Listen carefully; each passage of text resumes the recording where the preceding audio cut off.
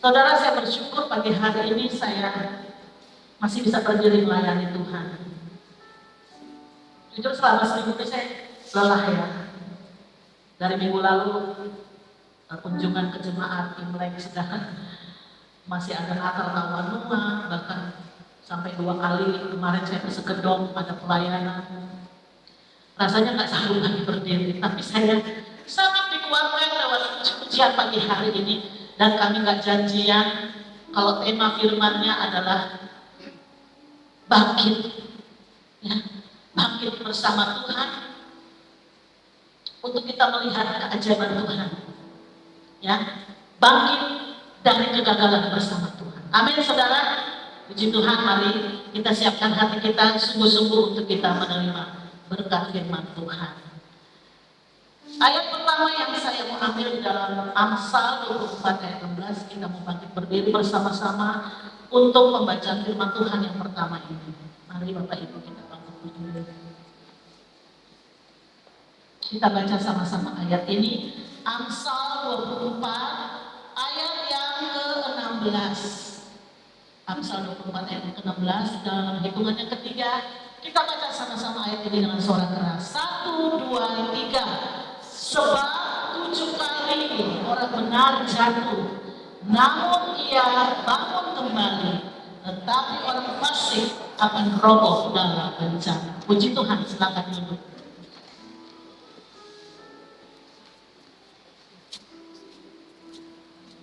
Saudara, dalam beberapa minggu saya bergumul Tuhan, apa yang saya mau bagikan buat jemaat Tuhan.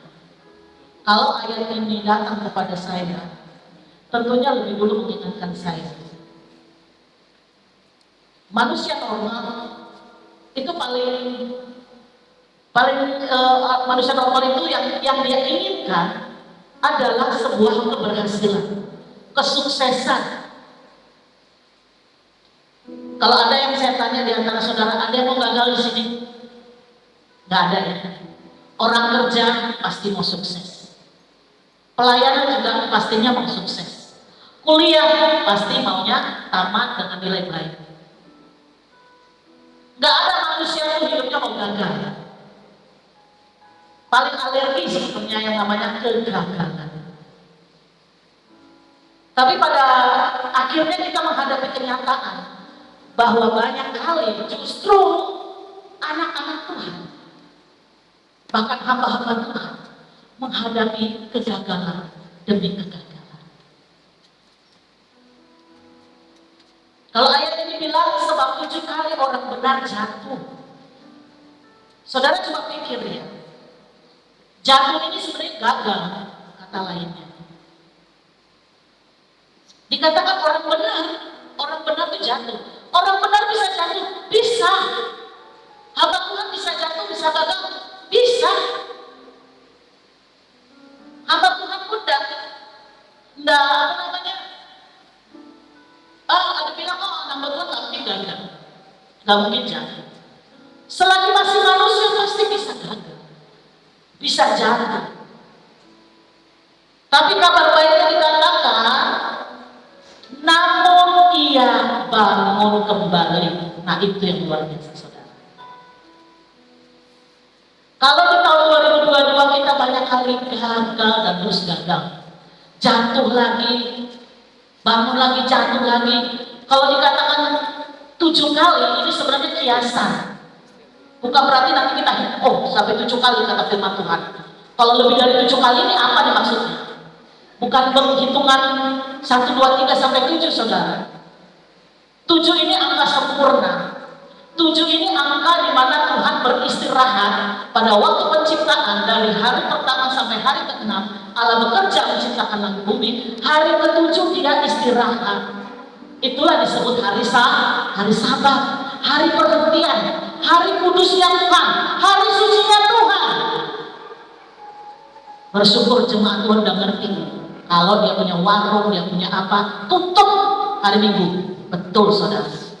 Dia fokus untuk datang mencari Tuhan, menyembah Tuhan. Amin. Jangan saudara manfaatkan hari-hari Minggu saudara masih lagi cari cuan, cari sampingan. Bahwa saya dari Senin sampai sampai Jumat kerja kantoran, Sabtu Minggu saya cari sampingan. Jadi maaf kalau untuk ibadah Minggu saya nggak ada waktu.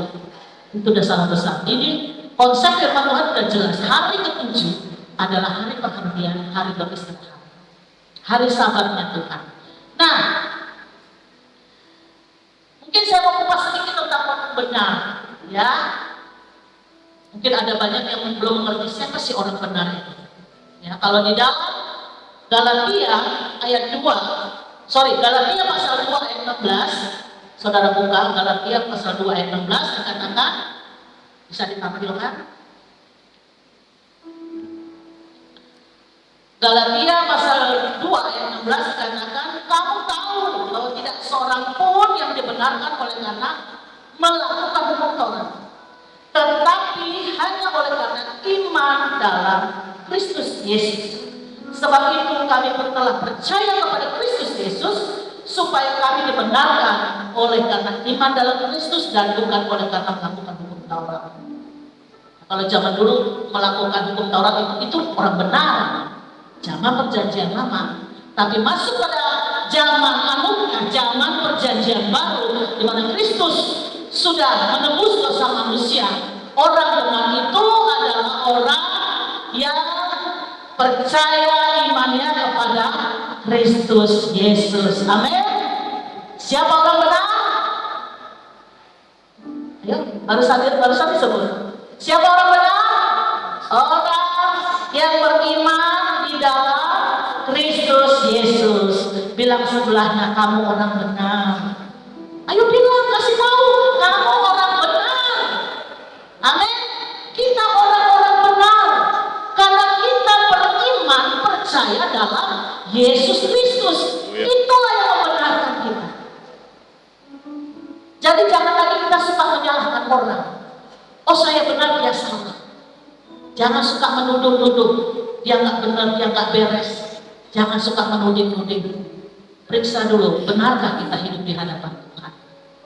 Ya, kalau kita benar beriman di dalam Kristus Yesus, kita dibenarkan. Artinya apa? Kita dimampukan untuk sekalipun firman Tuhan bilang 7 kali orang benar jatuh, namun dia bangkit.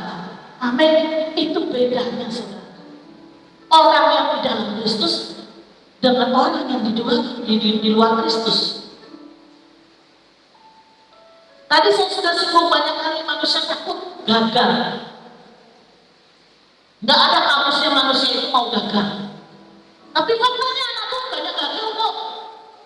Hamba Tuhan juga banyak gagal. Terus bagaimana menghadapi kegagalan itu? Itu yang kita harus cari tahu. Ya, itu yang harus kita mengerti. Kenapa saya gagal? Gagal dalam hal apa? Dalam bisnis mungkin, dalam pekerjaan, dalam rumah tangga. Hari-hari ini iblis sedang gencar ingin menggagalkan keluarga hamba-hamba Tuhan dan keluarga anak-anak Tuhan. Hati-hati saudara. Banyak yang hancur, gagal, rusak. Bahkan hubungan orang tua dan anak juga rusak. Hubungan suami istri, hubungan keluarga banyak kali digagalkan oleh iblis. Hati-hati. Karena memang dunia ini dikuasai sepenuhnya oleh yang namanya kerajaan setan, kerajaan kegelapan. Makanya iblis akan terus melemahkan kita, mengintimidasi kita, memperdaya kita. Kalau kita lengah, kita akan terjebak dengan yang namanya kegagalan. Bagaimana kalau kegagalan itu dibuat atau tanpa sadar kita lakukan sendiri? Kita harus kembali kepada firman Tuhan yang sudah mengajar kita. Kalau saudara baca di Amsal, itu saudara akan banyak membaca ayat-ayat tentang orang yang gagal dan orang yang benar. Itu banyak sekali ayatnya. Saya cuma ambil satu aja saudara. Amsal 4, Amsal 24 ayat 16. Artinya apa? Saudara jangan takut gagal. Kalau saudara gagal, kalau saudara kecewa sama Tuhan dan meninggalkan Tuhan, saudara tidak akan menerima kehidupan kekal. jalan di mana Tuhan sedang membentuk, memproses kita, menjadikan kita satu bencana yang mulia, bencana yang untuk di hadapan Tuhan. Kita tahu waktu kita diciptakan itu mulia di mata Tuhan. Diciptakan Tuhan itu begitu sempurna. Kita dikatakan makhluk yang mulia di antara makhluk yang lain. Tapi kenapa banyak kali rusak? Bencana itu rusak. Ciptaan Tuhan itu rusak. Karena apa? Dia rusak oleh iblis. Dia rusak oleh kita sendiri tanpa kita sadari. Karena kita gak ngerti firman. Karena kita gak ngerti maksud dan rencana Tuhan. Saudara, saya upamakan seperti ini. Tinggal bagaimana pilihan setiap kita.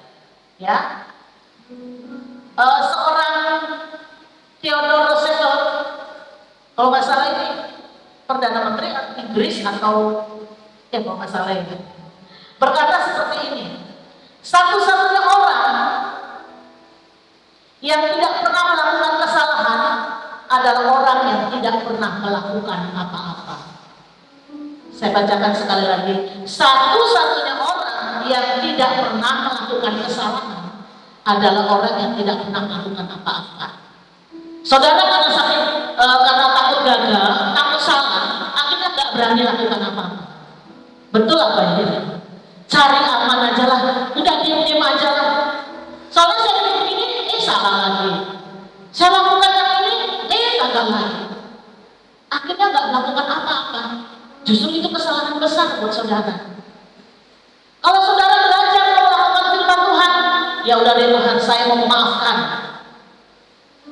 Ya, teorinya gitu ya.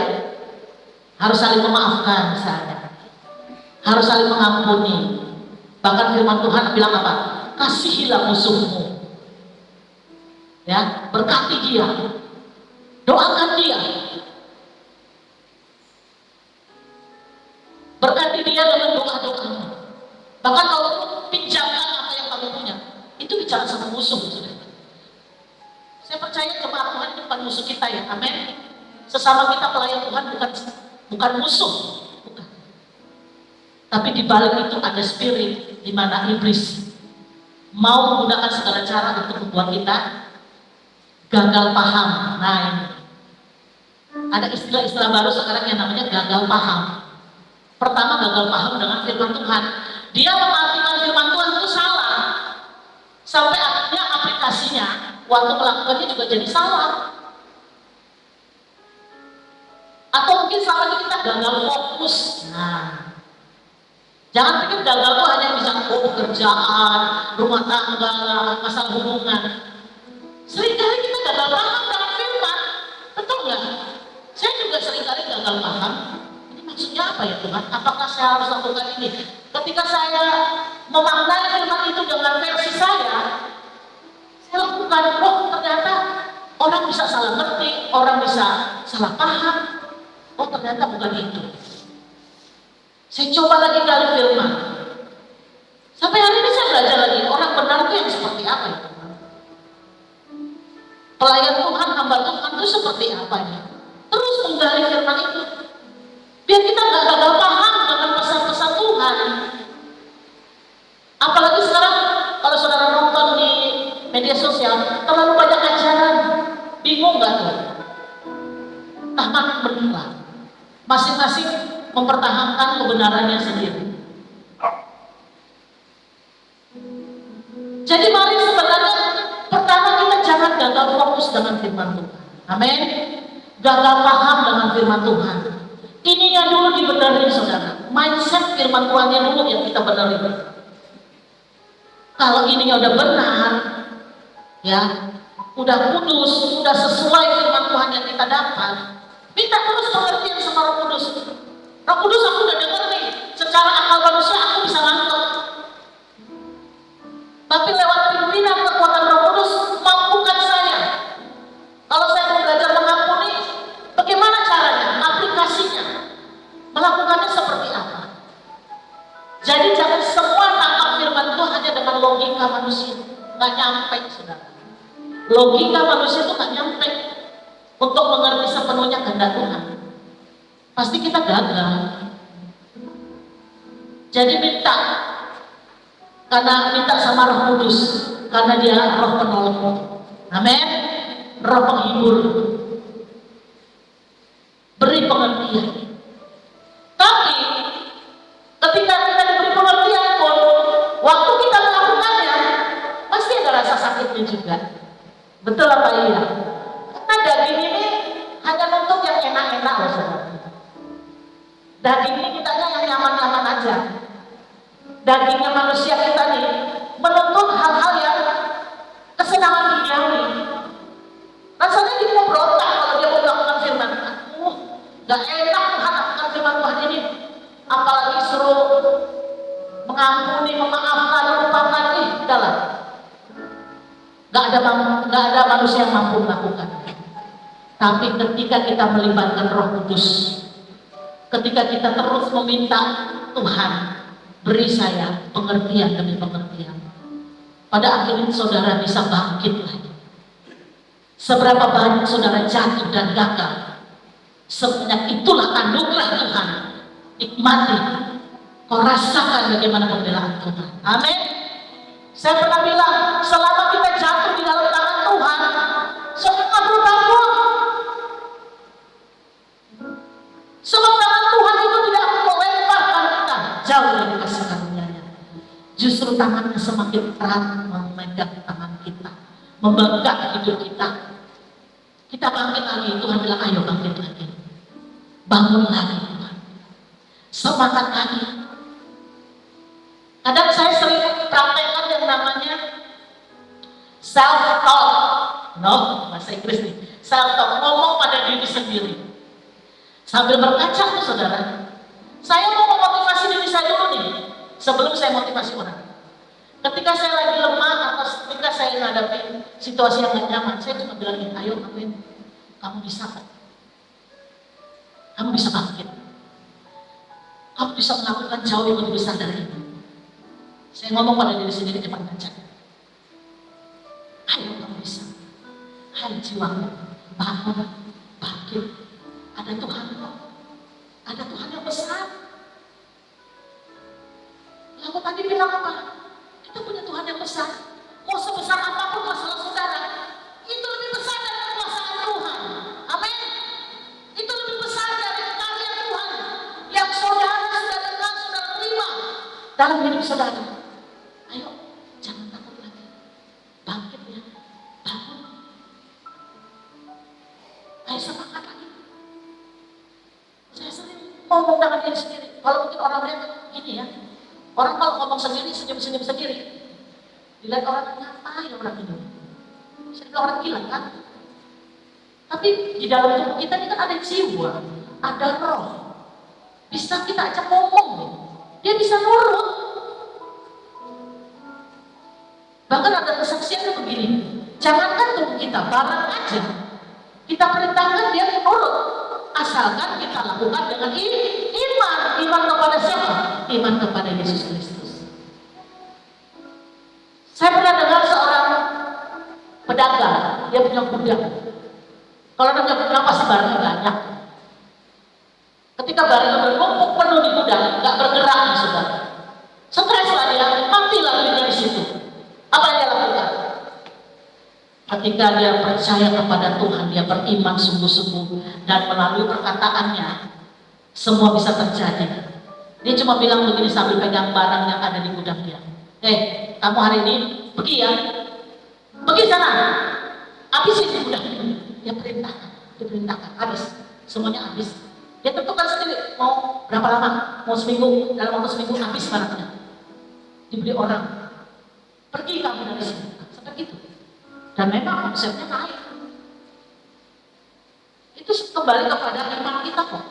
Iman itu harus diperkatakan. Karena di dalam Al-Quran bilang apa? Di dalam hati orang percaya, di dalam mulut kita mengaku bahwa Yesus Kristus adalah Tuhan. Amin. Jadi akuilah Tuhan dalam perkataanmu, dalam segala sisi kehidupan, baik pekerjaan apapun itu. Ketika saya pelayanan di satu tempat yang rasa-rasanya, berapa kali saya pelayanan di tempat dusun gitu, bukan desa, bukan kecamatan, bukan desa, dusun. Artinya kalau mau dijangkau kendaraan itu, kalau lihat bedanya, bisa lewat nggak ya gitu. Akhirnya saya dibonceng naik ojek 1 jam di daerah sawit. Kalau nggak salah desanya sawah, daerah Sako. Namanya Karen, udah berapa kali di sana ya pelayanan naik sawah. Saya pikir sepanjang jalan saya udah tinggal tutup mata aja, saya nggak mampu jalan ngeri. Sepanjang jalan nggak ada Yesus, Yesus. Begitu nanjak begini naik gojek ya saudara ya. Saya udah pun orang bilang, tuh pegang kuat, akhirnya saya pegang pinggangnya gitu ya. Tapi saya ngeri juga. Kalau nekat ini bisa kali nekat motornya, udah bang saya turun aja, nggak berani saya. Udah jalannya begini loh, curang sekali. Masa saya mau nekat, saya turun. Tapi akhirnya begitu turunan begini juga curang juga, jadi kadang pegangan pinggang apa. Maaf ya bang ya, kadang-kadang saya bilang kemajuan duduknya. Aduh Tuhan, sampai berapa kali bahkan yang ngajak saya ini oma-oma udah 60 lebih, dia bilang gini, tenang aja bang ya, tante sih udah berapa kali jatuh. Aku bilang, aku sih tak mau jatuh ya, pelayanan jatuh dari motor, aduh bisa bayangin kalau saya jatuh siapa yang ngangkat gitu pikir saya. Aduh jangan sampai saya jatuh karena motor. Waktu saya pulang saya pikir udahlah cukuplah sekali saya pelayanan ke sana. Nggak taunya begitu saya hitung-hitung sudah 3 kali saya ke sana. Saya bilang kan saya pasti mampu lewati jalan ini. Udah sambil tutup mata tutup. Dari ini sedang setelah pelayanan di daerah itu jalannya minta ampun. Tapi bisa dilewati? Bisa. Sampai 3 kali malah. Ke desa Punyo juga gitu. Kalau lihat jalan itu namanya jalan sawit, mana ya? Pak taringan ya, daerah sawit Pak yang gimana ngerti ya jalannya gimana? Benar-benar itu perlu tantangan. Nggak sembarangan orang bisa lewat sebenarnya. Saya cuma bayangin ini gimana kalau ada jemaat. Tapi luar biasa itu ada 3 gereja ya di desa Sawat. 3 gereja dan cukup besar. Saya cuma mikir gini, gimana kalau ada yang mau sakit atau yang mau melahirkan? Atau gimana? Belum sampai rumah sakit, udah lewat. Tapi luar biasa mereka bisa bertahan dalam kondisi seperti itu. Saudara kita lihat ya, bagaimana kita juga sama Tuhan. Kita pasti sering gagal, sering jatuh. Tapi Tuhan bilang, sekalipun kita jatuh, tidak akan tergeletak. Amin. Tidak akan tergeletak. Kita disadari lagi sama Tuhan, ayo bangun lagi ya, bangkit lagi ya, ikut Tuhan lagi ya, bangun lagi. Jadi pengiringan kita sama Tuhan bukan selalu jalan mulus, saudara. Bukan tak pernah kita mengalami kegagalan, justru perjalanan iman rohani kita penuh yang namanya dengan kegagalan. Tapi bersyukur kepada Tuhan. Dia Allah yang sadar, Allah Maha Besar. Dia Ebenezer, Allah yang menyertai kita. Selalu tunjukkan kasih setianya. Jangan pernah berpikir kalau saya gagal, Tuhan ninggalin saya, Tuhan nyukur-nyukurin saya. Itu salah fatal ketika kita menilai Tuhan. Berarti Tuhan itu kejam. Senang ya anak-anaknya gagal. Ingat satu hal saudara, kalaupun dari kegagalan yang saudara hadapi, masih banyak kebaikan Tuhan yang harus saudara syukuri. Amin. Itu loh, kadang kita harus fokus pada kebaikan Tuhan, berkat Tuhan yang kita nikmati. Jangan hanya fokus dengan gagalnya terus. Jangan hanya fokus hanya pada masalahnya terus. Walaupun bukan berarti saudara gagal, salah ataupun jatuh itu biasa. Kadang kita kan suka nyesek ya, benar nggak sih? Suka nyesek. Apalagi mungkin ada masalah apa, diperlakukan tidak adil misalnya. Itu nyesek banget. Kasus yang sedang kita dengar viral di TikTok, anak muda Richard Eliezer Dia mencari keadilan. Dia belajar jujur, terbuka. Ternyata kejujurannya tidak dihargai oleh jaksa penuntut umum. Bahkan dia menerima vonis lebih berat daripada terdakwa. Nyesek nggak itu saudara? Bukan cuma si Richard yang nyesek, orang tuanya juga nyesek. Bahkan mak-mak seluruh Indonesia ikut nyesek dan nangis-nangis juga saudara. Ternyata perkembangannya itu mak-mak, ya, mak-mak itu mengerti ya, gimana kalau punya anak diperlakukan seperti itu. Nyesek saudara, sakit. Rasanya kan gagal, kan percuma saya udah jujur, saya udah berjuang untuk membela kebenaran, ternyata hasilnya seperti ini. Kalau dia mau kecewa, saya tanya saudara, kalau dia mau kecewa sama Tuhan, wajar nggak? Wajar sih. Kurang baik apa ya Richard Eliezer? Tapi kita tahu di balik penderitaan yang dia alami, selalu ada pelangi kasih Tuhan yang dia akan terima. Itu aja doa kita, amin. Doakan. Banyak orang yang tertindas, banyak orang yang menganiaya, gagal, jatuh, mengalami kesalahan-kesalahan, tapi tangan Tuhan terus memegang setiap kita. Contohnya lagi saudara, tokoh-tokoh di sepanjang masa dalam Alkitab, siapa yang tahu? Saudara bisa sebut tokoh mana yang gak pernah gagal? Musa, pernah gagal gak? Musa juga gagal saudara. Siapa lagi? Daud. Apalagi Daud jatuh dalam dosa apa saudara? Perzinahan saudara. Itu fatal banget saudara. Raja harusnya jadi panutan. Tapi Tuhan masih menerima kan? Walaupun ada resiko ketika dia berbuat dosa, ada resiko yang dia terima, tapi tetap dia terima sama Tuhan. Daud. Siapa lagi? Elia, Petrus, Paulus, banyak hamba-hamba Tuhan. Itu contohnya saudara di Alkitab, jelas. Tapi satu hal yang saya ingatkan buat saudara, ada satu pribadi yang tidak pernah gagal. Siapakah dia? Yesus Kristus, Tuhan kita yang tidak pernah gagal dalam melakukan rencananya buat kita. Berikan tepuk tangan. Luar biasa. Tuhan waktu datang ke dunia, dia datang 100% sebagai manusia, dia juga 100% Tuhan. Sejujurnya Yesus juga bisa kecewa. Waktu Yesus di dunia dia kecewa kok. Lihat Yerusalem, dia menangis, dia sedih, dia tertekan. Tapi dia tidak pernah berbuat dosa. Itulah luar biasanya Yesus. Walaupun dia 100% manusia, dia gak pernah gagal melakukan kehendak Bapa. Yang gak pernah gagal dalam menggenapi semua rencana Bapa dalam hidupnya. Itulah pribadi Yesus yang tidak pernah gagal. Manusia bisa gagal berkali-kali, bisa jatuh berkali-kali, tapi bersyukur kita punya Tuhan yang tidak pernah gagal untuk terus mengasihi kita, untuk terus memberikan semangat buat setiap kita. Saudara lihat, ada ilustrasi dua petani yang gagal panen gara-gara banjir. Ini kita bantu doa juga buat saudara-saudara kita di Manado. 2 hari lalu banjir besar di Manado. Ada 7 kecamatan, ya, itu banjir luar biasa. Kita tetap doakan agar mereka tetap punya semangat untuk bangkit, punya semangat untuk hidup. Orang-orang seperti inilah yang membutuhkan penghiburan, ya, didoakan dan kita hibur lewat doa. Saudara, 2 petani ini gagal panen. Dia tanam apa? Misalnya palawija misalnya.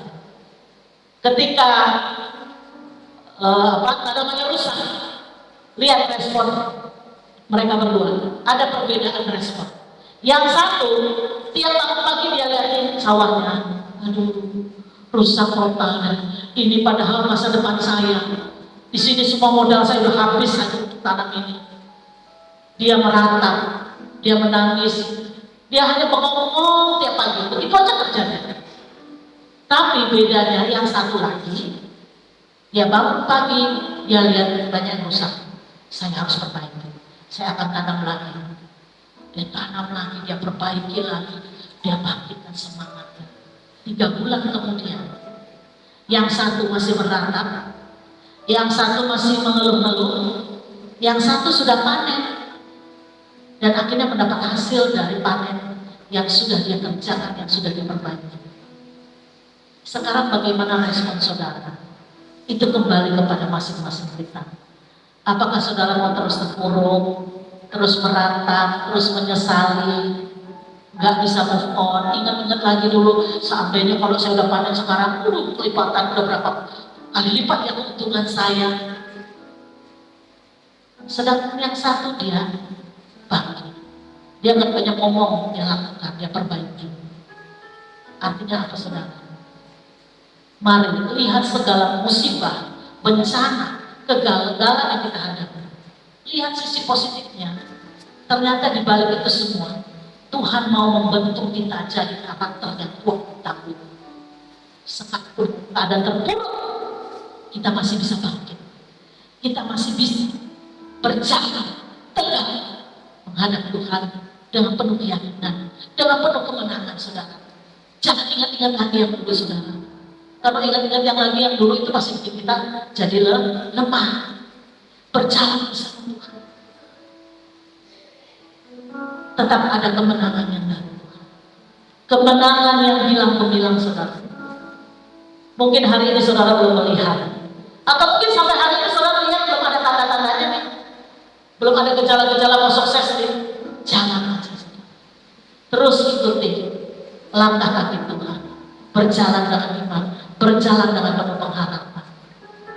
Satu ayat lagi saya mau kasih buat saudara. Roma 5 ayat 3-5. Coba kita lihat sama-sama. Roma pasal 5 ayat 3-5.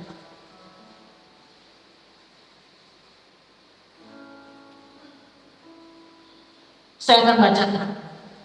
Roma 5 ayat 3-5. Dan bukan hanya itu saja, kita malah bermegah juga dalam kesengsaraan kita. Karena kita tahu bahwa kesengsaraan itu menimbulkan ketekunan. Sudah perhatikan ya, ada urutannya. Kesengsaraan itu menimbulkan ketekunan, dan ketekunan menimbulkan tahan uji, dan tahan uji menimbulkan pengharapan. Dan pengharapan tidak mengecewakan, karena kasih Allah telah dicurahkan di dalam hati kita oleh Roh Kudus yang telah dikaruniakan kepada kita. Amin. Amin, saudara. Kalau mau tepuk tangan jangan tanggung-tanggung. Tepuk tangan dulu buat Tuhan, bukan buat saya. Untuk membangkitkan semangat saudara. Saudara perhatikan ya. Lewat kesengsaraan ada proses apa yang kita dapat dari Tuhan. Yang pertama apa? Ketekunan.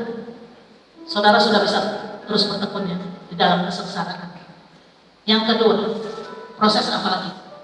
Ketika kita tekun, kita tahan uji. Amin. Tekun, tahan uji. Yang ketiga, menimbulkan pengharapan. Amin.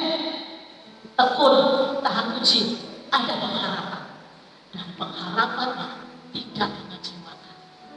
Karena kalau saudara terima pengharapan hanya dari manusia, itu pasti ada kecewanya. Mungkin orang tua ngomong sama anak begini, tak taunya nggak sesuai dengan harapannya, anak bisa kecewa sama orang tua.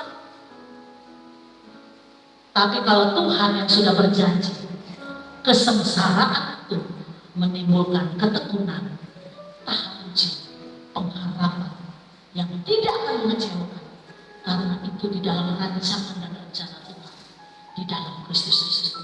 Amin. Amin, saudara. Jadi jangan gagal lagi dengan, kalau yang gagal, yang nggak boleh gagal itu ya gagal paham dengan firman Tuhan, gagal fokus dengan rencana Tuhan, nah itu nggak boleh. Tapi kalau gagal karena seizin Tuhan dalam kehidupan saudara, nikmati aja proses itu, karena semuanya Tuhan izinkan untuk maksud yang baik buat setiap kita.